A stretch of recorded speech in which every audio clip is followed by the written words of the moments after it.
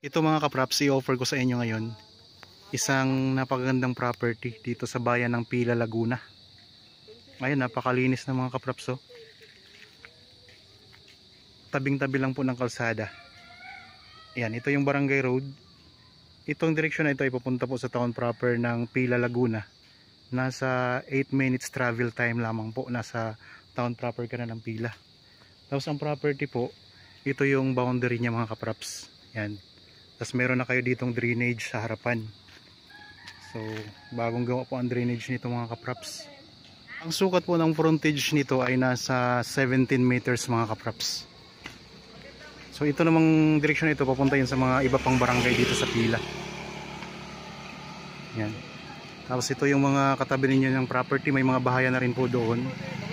Tapos ito yung kaharap ng property mga kapraps. Yan, farm din yan. Tapos dito may mga bahayan na rin. Marami ng bahayan dito. Meron na ditong linya ng kuryente. At meron na ring source ng tubig mga kapraps. Dito sa gilid ay meron ka ng bakod. Papunta doon mga kapraps. So ang babakuran nyo na lamang po, diyan na lang po sa gilid na yan. So ito naman kabilang property, yung hindi pahawan. Binebenta din po yan. Ang sukat naman yan ay 1,140.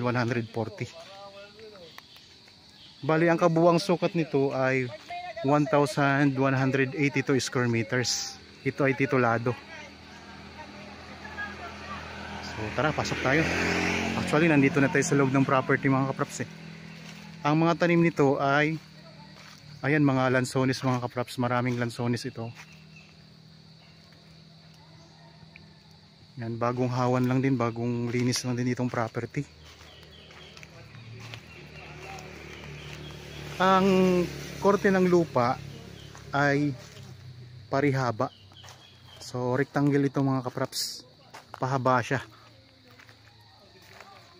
Ang frontage nga po, sabi ko kanina 17 meters. Tapos meron ditong dalawang puno ng mangga mga kapraps. Yan, malaking puno ng mangga.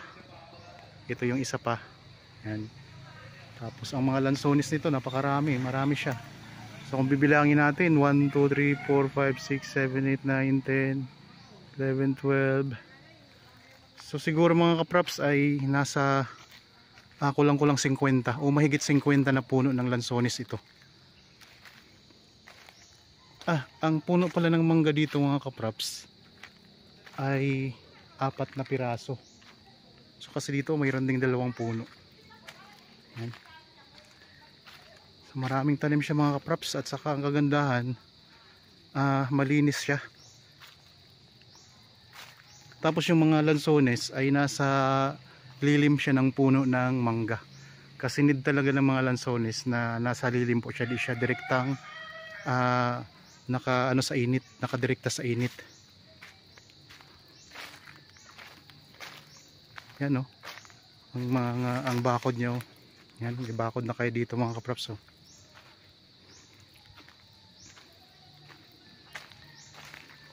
Ikot ko lang po ang camera mga kapraps. Yan, malinis na yung property. Ang presyo nito ay makikita nyo sa description box at sa title nitong video. Tapos yung karagdagang mga detalye o yung mga detalye mga kapraps, nandyan din po sa description box. Tapos kung may mga kulang pa po dyan na gusto nyo itanong sa amin, pwede pa kayo magtanong. Tawagan nyo lang po kami sa mga contact details na makikita nyo po sa inyong mga screen. Viber, cellphone number, Facebook Messenger, WhatsApp. So pwede po kayo dyang magtanong sa amin mga kapraps. Yan, dito na tayo ngayon sa pinaka corner ng lote. Ito yung corner ng lote mga kapraps. So dito sa likod, pinakalikurang bahagi ito ng property, ay may bakod na rin yan. May barbed wire na, may kawayan pa. Tapos ito pang kagandahan nito. Sa pinakabandang sulok, meron siyang mga tanim din na kawayan. Ayan mga kapraps. Yan, may tanim na kawayan. So pwede kayong kumuha dyan ng meron kasi siyang part na sakop na ninyo. Yan. Ito sakop nyo na ito kaya pwede nyo na yung kunin yung mga kawayan na yan kung pwede na siyang magamit pag matigas na o magulang na. Dito sa likod, ayan, ang daming marami din siyang mga tanim na saging mga kapraps. Ayan, oh. So patag na patag ang lupa mga kapraps, oh. Maganda. So sa ganitong sukat ng property, sakto lang yung ganyang presyo.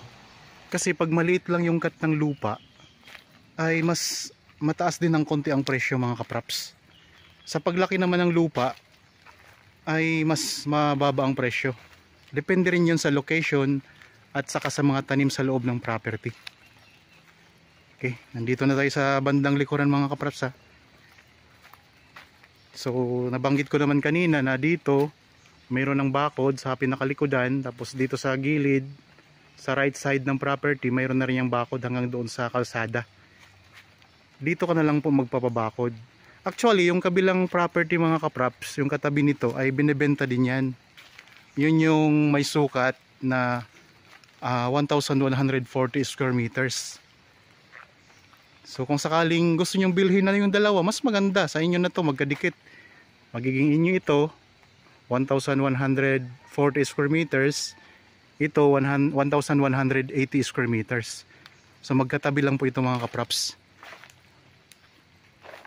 Yan, nabanggit ko na naman kanina mga kapraps, no, na ang tanim ng mga lansones dito ay siguro nasa mahigit 50 puno. So marami po yan. Income generating to mga kapraps na property. Yan, ikot lang natin ulit ang camera. Ang korte ng lupa ay parihaba, rectangle. Ito, may mga tanim din dito na mga saging. Tapos meron din pala kayo ditong tanim na ano mga kapraps, balimbing na puno. Yan, bagong linis lang yung lupa mga kapraps. Merong 4 na puno ng mangga sa loob ng property. Malalaking puno ng mangga.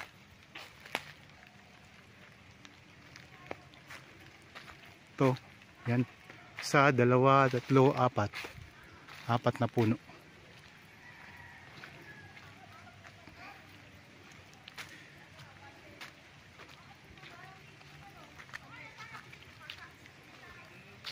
Mga kapraps, meron din akong Facebook page at saka TikTok account. Paki-like at saka share na rin po.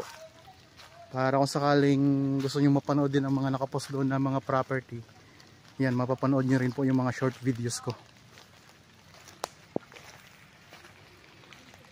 Marami tayong mga ano dyan, mga nakapost mga kapraps.